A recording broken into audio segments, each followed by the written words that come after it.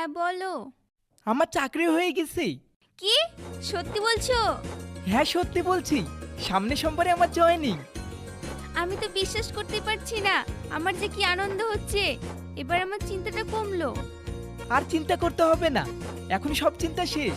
এবার আমি তোমাদের বাড়িতে গিয়ে আমাদের বিয়ের কথা বলবো। আচ্ছা এখন রাখলাম, বিকেলে দেখা হচ্ছে। ঠিক আছে। আমার যে কি আনন্দ হচ্ছে, এবার আমাদের বিয়েটা হয়ে যাবে।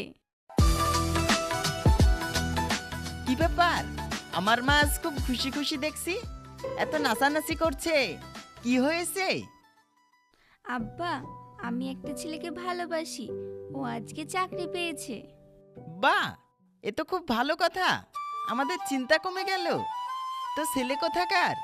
আমাদের পাশের গ্রামের উত্তর পাড়ায়। আমাদের এই উত্তর পাড়ায়? হ্যাঁ।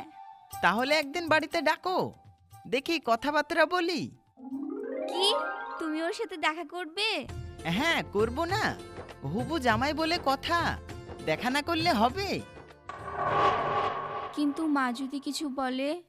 তোমার মাকে আমি বলে দিব, কিছু বলবে না। ঠিক আছে, তাহলে ওকে একদিন আমি নিয়ে আসছি। হ্যাঁ নিয়ে আসো।